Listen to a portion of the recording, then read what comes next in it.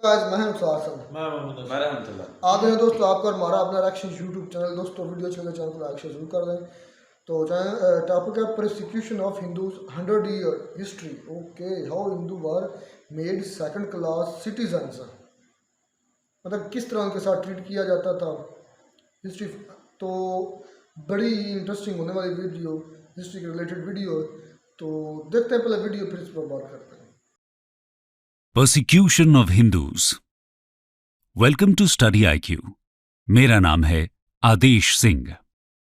दोस्तों, इतिहास के कुछ पन्ने ऐसे होते हैं जो ना आसानी से खोले जा सकते हैं और ना हमेशा के लिए बंद रखे जा सकते हैं। इन पन्नों को हमें बार बार पढ़ने की जरूरत तो नहीं, लेकिन फिर भी हमें इनके बारे में पता जरूर होना चाहिए। ऐसा ही एक इतिहास का पन्ना है परसिक्यूशन ऑफ हिंदूज का, जिसे आज हम समझने की कोशिश करेंगे। लेकिन उसे समझने से पहले हमें यह समझना जरूरी है कि आखिर परसिक्यूशन होता क्या है। Meaning of persecution.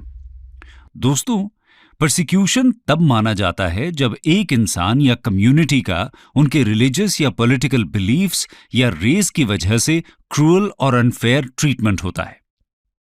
Divya Sharma, जो कि एक famous sociologist and law scholar हैं, उनका कहना है कि जब एक इंसान दूसरे इंसान का या एक कम्युनिटी दूसरे कम्युनिटी का सिस्टमैटिक मिसट्रीटमेंट करती है तो उसे परसिक्यूशन कहा जाता है। और इसमें वो कार्य भी शामिल हैं जो राज्य प्रायोजित यानी स्टेट स्पॉन्सर्ड हों। इस मिसट्रीटमेंट से विक्टिम्स को दर्द, डर, कष्ट यानी सफरिंग और उत्पीड़न यानी हरासमेंट का सामना करना पड़ता है। परसिक्यूशन तभी कहलाया जाता है जब विक्टिम को गंभीरता का एहसास हो। इस गंभीरता की डिग्री को लेकर अक्सर विवाद चलता है कि परसिक्यूशन था या नहीं। खैर, परसिक्यूशन कोई नया कॉन्सेप्ट नहीं है, बल्कि हजारों सालों से हमें यह दुनिया भर में देखने को मिल रहा है। और इस टॉपिक को गहराई में समझने के लिए पहले हम कुछ दुनिया भर से पास्ट एग्जाम्पल्स देखते हैं और उसके बारे में हिंदूज के परसिक्यूशन के बारे में बात करेंगे। Examples of persecution. दोस्तों, ज्यूज का परसिक्यूशन आज से 3000 साल पहले इजिप्ट के pharaohs द्वारा किया गया था। कहा जाता है कि ज्यूज को सिर्फ उनके रिलीजन के बेसिस पे नाइल नदी में फेंक दिया जाता था। 1st सेंचुरी AD के आसपास जब क्रिश्चियनिटी रोमन एम्पायर में फैलने लगा तो दोनों कम्युनिटीज के बीच टकरार बढ़े। रोमन्स क्रिश्चियनिटी को एक अंधविश्वास से भरा धर्म मानते थे और इस धर्म के मानने वाले लोगों को शेर को खिला देते थे। यह बहुत ही क्रूअल व्यवहार हुआ करता था इतने महान एम्पायर का। क्रूसेड्स 11th से 13th सेंचुरी के बीच के वो इवेंट्स थे जो लैटिन चर्च ने सपोर्ट किए। अपने होली लैंड को पाने के लिए क्रिश्चियंस ने जेरूसलम और उसके आसपास के एरिया पर सालों तक रिलीजियस परसिक्यूशन किया। उनका मोटिव था इस्लामिक रूल को खत्म करके फोर्स से जगह पर कब्जा कर लेना। इस दौरान बहुत सारे इस्लाम धर्म का पालन कर रहे लोगों पर अत्याचार हुए और उन्हें रिलीजियस परसिक्यूशन का सामना करना पड़ा। इस वजह से इस जगह से माइग्रेशन भी शुरू होता है और एक टुकड़ी इन्हीं लोगों की हिंदुस्तान की तरफ भी बढ़ती है। वहीं अगर हम यूरोपियन रिफॉर्मेशन पीरियड यानी 16th सेंचुरी के समय की बात करें तो क्रिश्चियंस ने काफी लोगों को परसिक्यूट किया जो कि क्रिश्चियनिटी से अलग बिलीफ्स रखते थे, जैसे कि प्रोटेस्टेंट्स एंड कैल्विनिस्ट्स। एनलाइटनमेंट के दौरान बहुत सारे साइंटिफिकली माइंडेड लोगों को हरास किया गया और उन्हें ट्रायल के बिना ही सूली पर चढ़ा दिया गया। गैलीलियो को भी इस समय काफी कठिनाइयों का सामना करना पड़ा, क्योंकि उनके अनुसार सन सोलर सिस्टम के सेंटर में था, जैसा आज हम जानते हैं, और न कि अर्थ, जो उस समय क्रिश्चियंस के बिलीफ्स हुआ करते थे। ऐसे कई लोग जिनकी विचारधारा उस समय की विचारधारा से नहीं मिलती थी, उन्हें परसिक्यूट कर दिया जाता था। यूरोप से अब चलते हैं यूनाइटेड स्टेट्स की तरफ। यूनाइटेड स्टेट्स में स्लेव ट्रेड और उसके बाद पूरे कॉन्टिनेंट में फैली स्लेवरी भी दर्शाती है कि कैसे अपने कमर्शियल इंटरेस्ट को पूरा करने के लिए कुछ लोगों ने दूसरे लोगों पर अत्याचार किए। एब्राहम लिंकन के साहस की वजह से 1865 में सिविल वॉर के साथ साथ स्लेवरी की भी प्रथा खत्म हो गई। ये साहस दिखाने के कारण उन्हें अपने प्राण भी खोने पड़े। अब आगे बढ़ते हैं और देखते हैं 20th सेंचुरी के कुछ भूल न सकने वाले किस्से। ऑटोमन टर्क्स, जो अपनी पास्ट ग्लोरी की तुलना में अब काफी वीक हो चुके थे, उन्होंने 1915-16 में वर्ल्ड वॉर 1 के दौरान करीब 15 लाख आर्मीनियंस को परसिक्यूट किया था। टर्क्स का मानना था कि आर्मीनियंस के धोखे की वजह से वो हार रहे थे। यूएस के प्रेसिडेंट जो बाइडेन ने रिसेंटली इसे an act of genocide declare करते हुए दर्शाया कि ये वर्ल्ड वॉर 1 के सबसे शर्मनाक एपिसोड्स में से एक था। यूरोप में हिटलर द्वारा किए गए होलोकॉस्ट से तो हम सब वाकिफ हैं ही। वर्ल्ड वॉर 2 के दौरान लगभग 60 लाख ज्यूज को कॉन्सेंट्रेशन कैंप्स में भेजकर मारा गया था। उनका कसूर सिर्फ इतना था कि वो ज्यूज थे। नाज़ी आइडियोलॉजी के अनुसार इंसानों में रेशियल हायरार्की थी और आर्यंस इस हायरार्की के सबसे टॉप पर थे। ज्यूज को वो सबसे लो लेवल का समझते थे। तो नाज़ी आर्यंस के लिए एक लेबन्सराum यानी कि लिविंग स्पेस बनाने के लिए हिटलर और उसके साथियों ने मास मर्डर कमिट किए। विभिन्न एग्जाम्पल्स देखने के बाद एंड परसिक्यूशन के बारे में और गहराई से समझने के बाद अब हम अपने हिंदुस्तान की ओर नजर डालते हैं। देखते हैं कि किस प्रकार हिंदूज का समय समय पर धर्म के नाम पर परसिक्यूशन हुआ। Persecution of Hindus. दोस्तों, हिंदूज ने पिछले 1000 सालों में फोर्स्ड कन्वर्जन्स, डॉक्यूमेंटेड मैसेकर्स और अपने मंदिरों, शिक्षा स्थलों की अपवित्रता को झेलते हुए रिलीजियस परसिक्यूशन और सिस्टमैटिक वायलेंस सहा है। आइए इन इंस्टेंसेस को अब हम डिटेल में देखते हैं। सबसे पहले बात करते हैं टेम्पल डिस्ट्रक्शन की। Temple destruction. आज से 1000 साल पहले सल्तनत पीरियड के दौरान हमें काफी सारे ऐसे लिटरेरी एविडेंस मिलते हैं जिनके अनुसार लार्ज स्केल पर हिंदू टेम्पल्स का नाश किया गया था। Historians Peter Jackson and Andre Wink कहते हैं कि इस्लामिक टेक्स्ट्स हिंदूज को इन्फिडेल्स कहते थे। हिंदुस्तान को दार अल हर्ब और हिंदूज पर अटैक करना जिहाद माना जाता था। टेम्पल्स का नाश हमें खास करके उत्तर भारत में देखने को मिलता है, जहां दिल्ली सल्तनत का राज फैला हुआ था। दक्षिण भारत के कंपैरिजन में आज नॉर्थ इंडिया में कुछ ही महान टेम्पल्स खड़े हैं। गुप्ता पीरियड से स्ट्रक्चरल टेम्पल्स का कंस्ट्रक्शन शुरू हुआ, पर आज हमें यहां बहुत कम एग्जाम्पल्स देखने को मिलते हैं। खाजुराहो टेम्पल्स जंगल्स में छुपे थे, इसीलिए बच गए और मिडीवल टाइम्स में रूलर्स की नजर में नहीं आए। वहीं दूसरी तरफ राजस्थान के टेम्पल्स बचे रहे क्योंकि वहां राजपूत्स ने कभी भी इन्वेडर्स को बसने नहीं दिया। अपनी हिस्ट्री में इस मानसिकता का रीसेंट एग्जाम्पल हमें अफगानिस्तान से भी मिलता है। 2001 में तालिबान ने बामिया बुद्धिस्ट स्टैचूज जो कि 6th सेंचुरी एडी में बनाए गए थे, उन्हें नष्ट कर दिया क्योंकि वो मूर्ति पूजा के सख्त खिलाफ थे। इसके अलावा हिंदूज ने अपना स्टेट पेट्रोनेज भी समय तक खो दिया था। ना तो कोई नए टेम्पल्स बनाने की अनुमति थी और ना ही कोई था जो उनके कल्चर को प्रोटेक्ट कर सके। हम अक्सर ये भी सुनते हैं कि हिंदूज को हिस्ट्री लिखने का शौक नहीं था और ना ही कोई ऐसी मैन्युस्क्रिप्ट्स हैं जो हिंदूज के कल्चर को और डिटेल में बता सके। पर इसका एक प्रमुख कारण है बख्तियार खिलजी। बख्तियार खिलजी ने 1193 से 1197 तक नालंदा और विक्रमशिला जैसी हिंदुस्तान की प्रमुख यूनिवर्सिटीज नष्ट कर दी थीं। पर्शियन हिस्टोरियन मिनहाज सिराज ने बिहार में इस क्रूअल एक्ट का विवरण डिटेल में दिया है। सिराज के अनुसार 90 लाख से ज्यादा मैन्युस्क्रिप्ट्स को जलाया गया था और मंक्स और स्टूडेंट्स की लार्ज स्केल पर हत्या भी हुई। उस समय प्रिंटिंग प्रेस तो थी नहीं। नालंदा जैसी विशाल यूनिवर्सिटी में बुद्धिज्म के मैन्युस्क्रिप्ट्स के साथ साथ हिंदूज के भी इंपॉर्टेंट ग्रंथ रखे जाते थे। खासकर आयुर्वेदा की बहुत सारी मैन्युस्क्रिप्ट्स इस समय नष्ट कर दी गईं।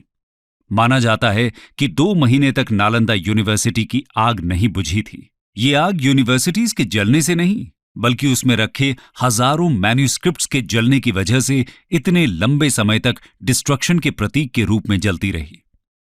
यह दर्शाता है कि इस समय न हिंदूज के पास कोई स्टेट पेट्रोनेज था, न ही कोई उनके कल्चर को प्रोटेक्ट करने वाला था।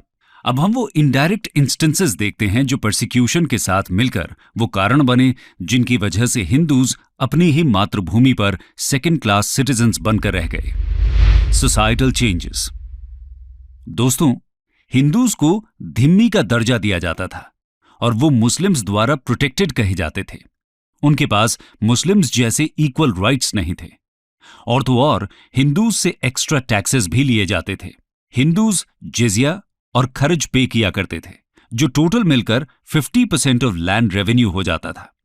वहीं दूसरी ओर मुस्लिम्स ज़कर और उश्र पे करते थे, जो उनके लिए केवल 10% ऑफ लैंड रेवेन्यू तक होता था।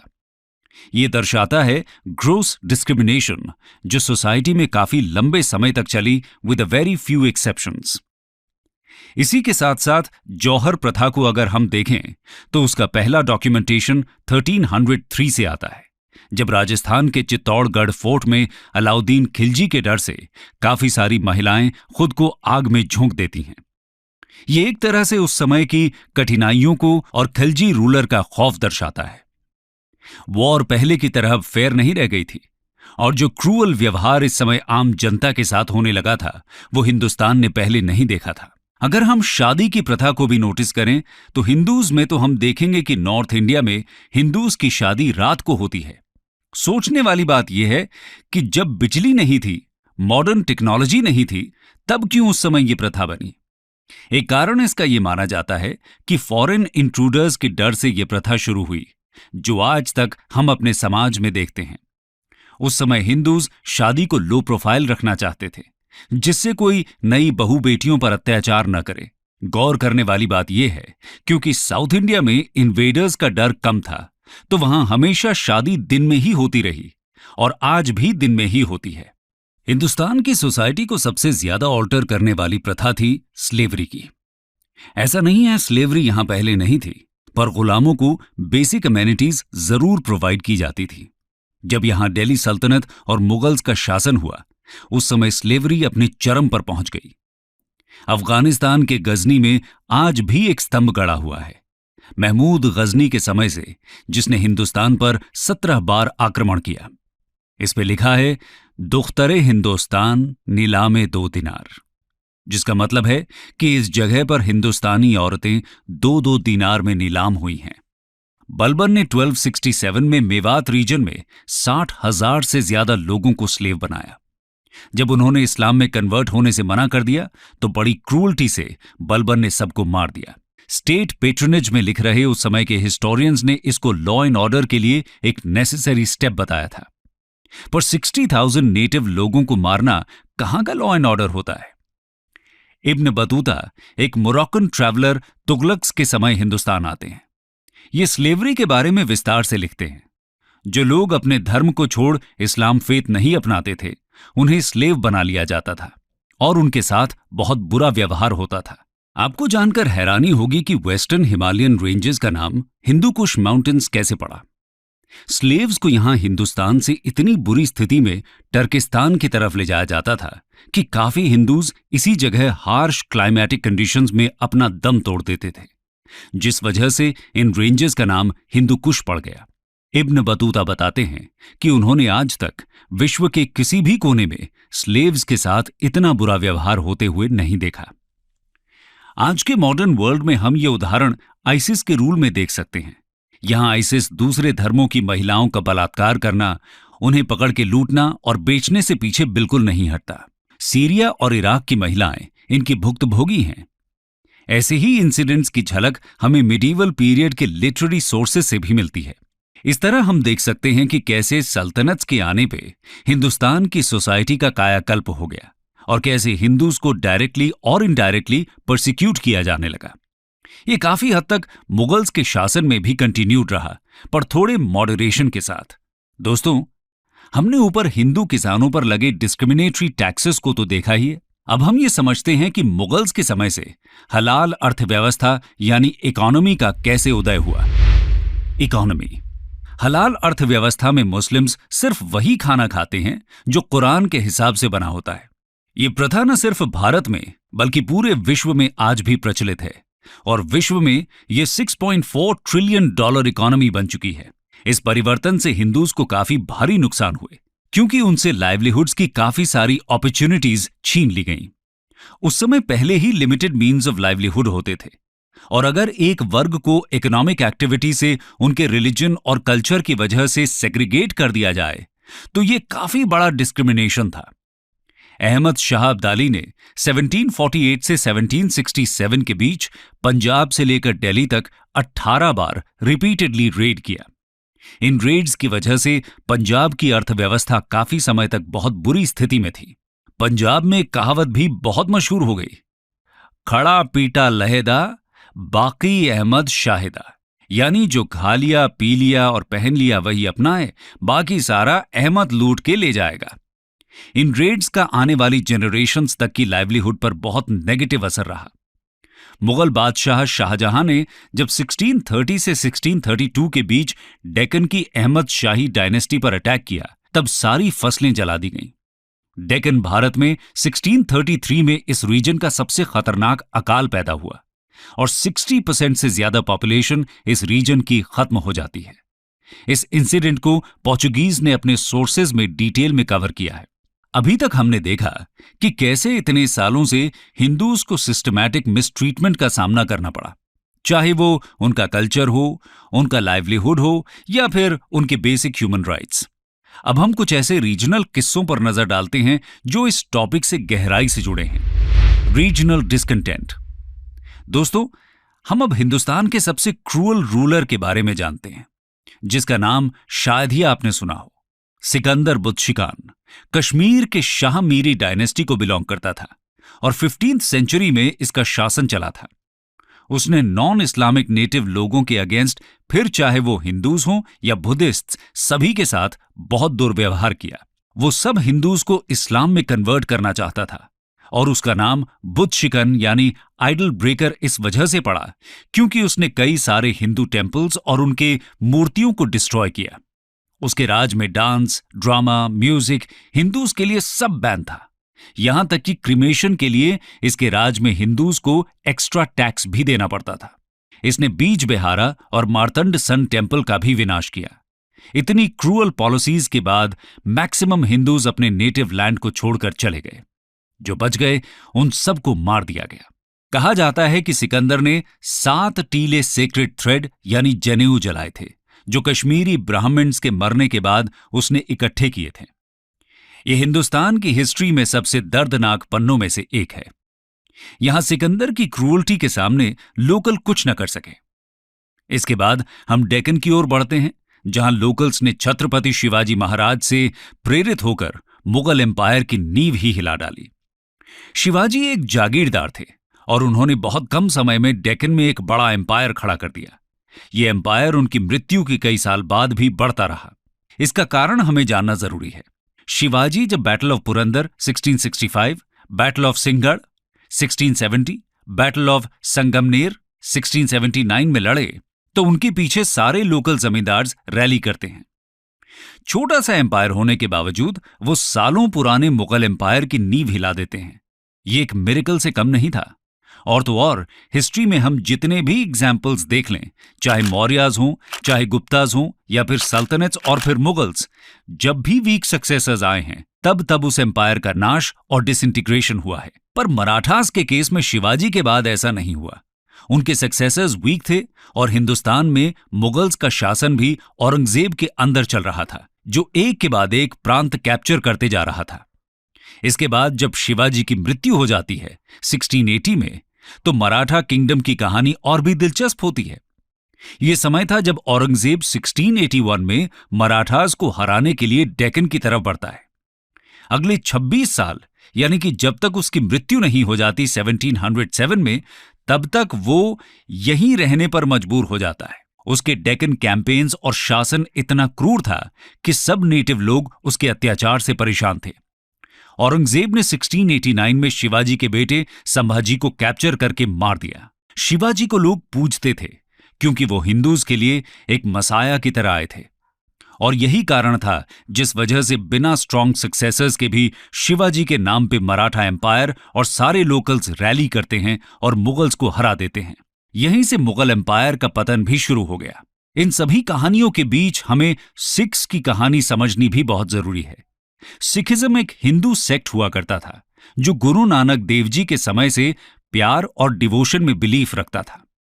उनका एम था कि निर्गुण भक्ति में लीन होकर सोसाइटी से जाति और धर्म के नाम पर डिस्क्रिमिनेशन का अंत करना और हिंदूज के रिचुअल्स को खत्म करना, जिससे सब लोग मानव अधिकार से रह सकें। पर मुगल शासन के दौरान 2 सिख गुरुज अर्जन देव जी और तेग बहादुर जी की हत्या करा दी जाती है। ये जहांगीर और औरंगजेब कराते हैं। यहां तक कि इनके परिवार के बच्चों को भी बख्शा नहीं जाता। ऐसे इंसिडेंसेस से न सिर्फ पंजाब में बल्कि पूरे हिंदुस्तान में एक आक्रोश की लहर उठती है और लोग मुगल रूलर्स से अब धीरे धीरे मोहभंग होने लगते हैं। सिख्स का कसूर सिर्फ इतना था कि इन्होंने इस्लाम में कन्वर्ट होने से मना कर दिया था और वो रिलीजियस फ्रीडम चाहते थे। कोई और रास्ता न बचने के बाद गुरु गोबिंद सिंह जी खालसा पंथ की स्थापना करते हुए 1699 में सिख्स को एक पीस लविंग कम्युनिटी से मिलिट्री वॉरियर्स बना देते हैं। इनका उद्देश्य था कि सिख्स अपने हक के लिए लड़ सकें और मुगल्स के अत्याचार के सामने खड़े हो सकें।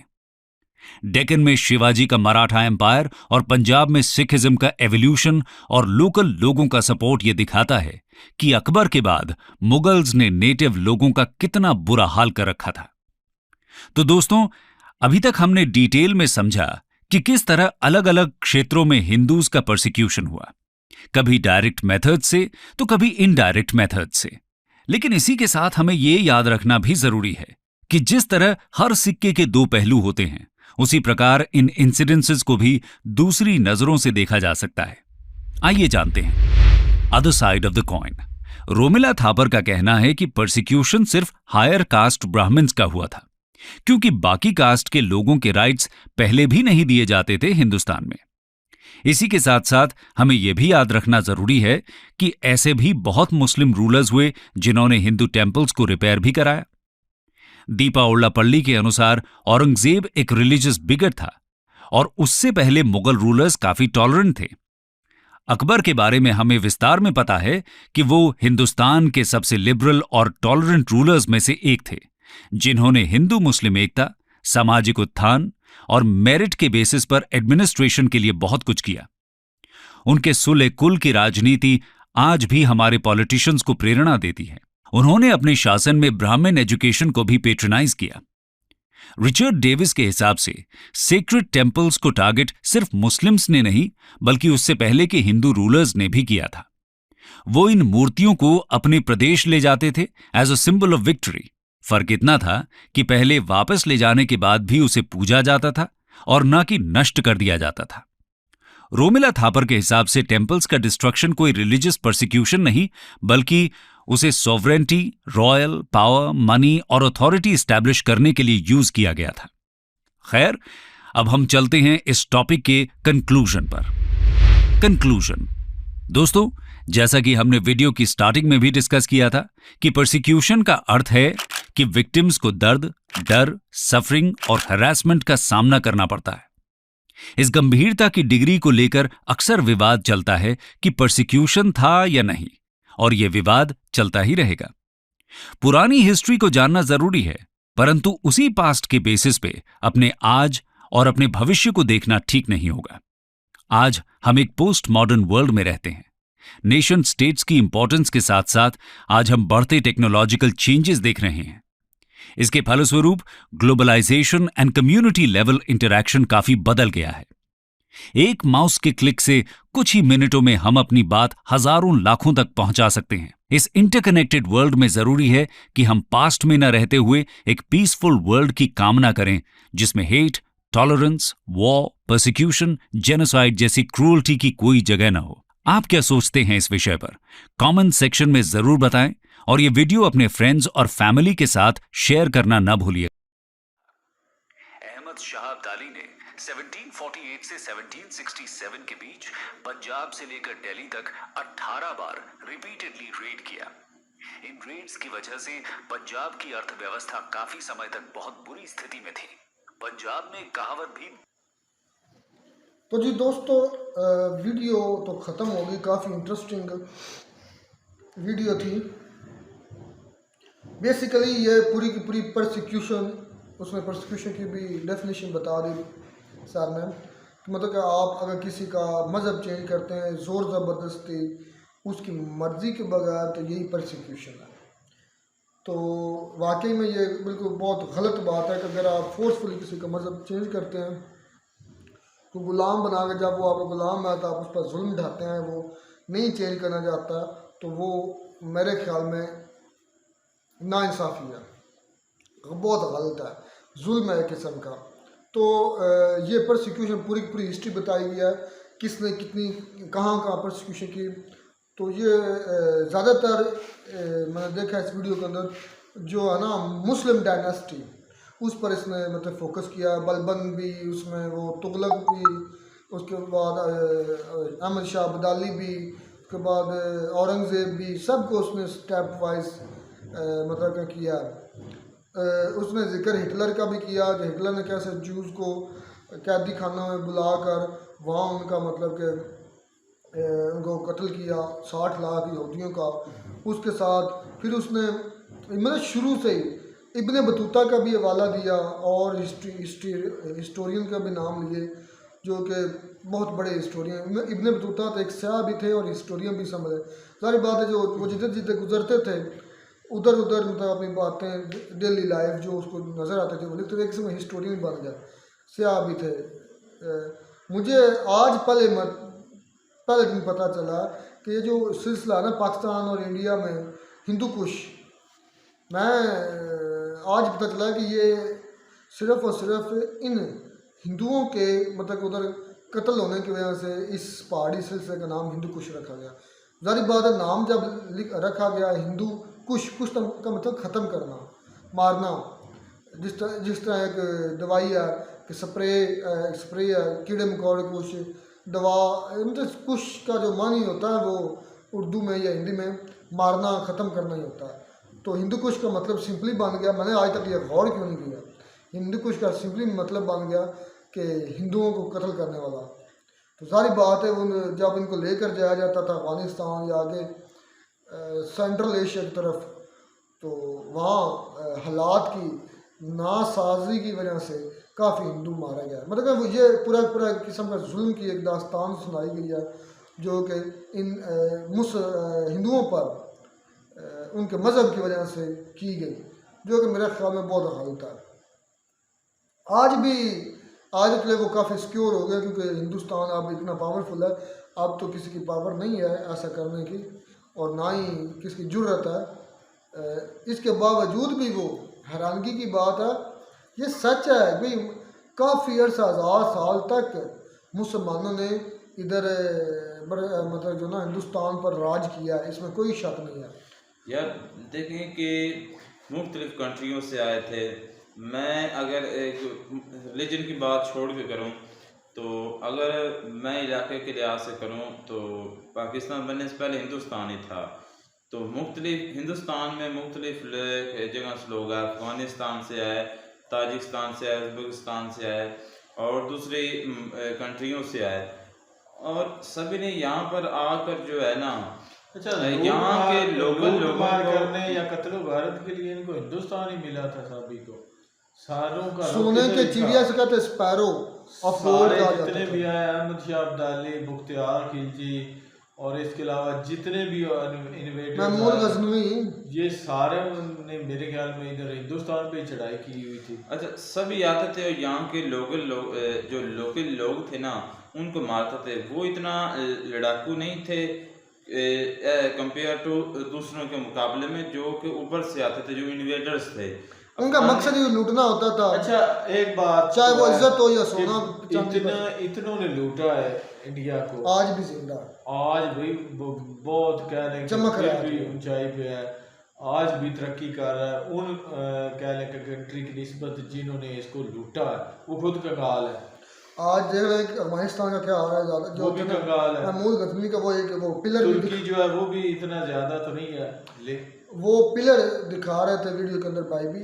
ये हमने देखा हुआ भी जो इंडियन आप जाते हैं ना अफगानिस्तान विजिट करने, तो मुझे याद है किसी इंडियन ने हमें वीडियो व्लॉग के अंदर दिखाया था वो पिलर जहाँ हिंदुस्तान की औरतों को 2-2 दिरहम कितने को बता रहा था कि इवज़ बेचा जाता था। बाकायदा उधर ये लिखा हुआ होता था कि ये किस्म की उधर औरतों की मंडी लगती थी। ये तो बहुत गलत, बहुत ज़्यादा ज़्यादती होती थी उस वक़्त उन लोगों के साथ। ज़ाहिर बात हम भी हिंदुस्तानी थे, हमारे भाई दादा, तो आगे आज से को 10-15 नस्ल पीछे देख लें तो वो उनके साथ ऐसी हालत होती थी। तो जो कि गलत होता था, ऐसा नहीं होना चाहिए। तो मुस्लिम लोगों के साथ जुल्म करना, मैं कहता हूँ बड़ी लंबी ये दर्दनाक वाक़या है। अच्छा अहमद शाह अब्दाली का वो उन्होंने शेर भी सुनाया है कि जो उन्होंने खा भी लिया वो उनका, और जो बच गया वो बाकी अहमद शाह अब्दाली का है। तो ये जितने भी थे इनका चढ़ाव जो था वो सिर्फ हिंदुस्तान ही की तरफ था। और इतना कुछ लूटने के बावजूद भी आज ये मुल्क जो लूटने वाले थे वो आज भी कंगाल है। मैं ये समझता हूँ, बल्कि ये हमारे अच्छा, मैं इस बात को देखो, अब जो अफगानी करते हैं ना, मैं आज उनको झूठा शब्द यहाँ पर करता हूँ। नहीं, जिन्होंने तो भाई लूटने की गरज से आए थे, लूटा था, चोरी चकारी बात सुने, आज जो वो गलत थे।